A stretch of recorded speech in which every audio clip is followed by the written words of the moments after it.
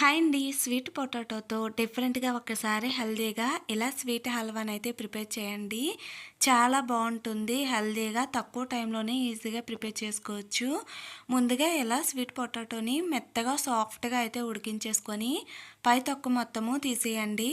తర్వాత మిక్సీలోని కొంచెం వాటర్ వేసుకొని మెత్తగా ఇలా పేస్ట్ లాగా అయితే తీసేసి పక్కనైతే పెట్టేసుకోండి.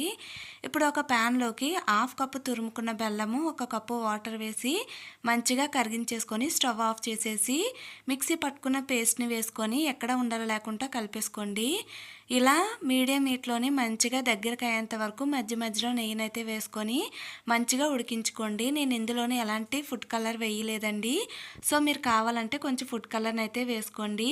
తర్వాత కొంచెం డ్రై ఫ్రూట్స్‌ని అయితే వేగించి వేసుకొని ఇలా బౌల్‌లోకి తీసుకుంటే స్వీట్ పొటాటో హల్వా అయితే రెడీ అండి. హెల్తీగా చాలా బాగుంటుంది. నచ్చితే లైక్ చేసి ఫాలో చేయడం మర్చిపోకండి.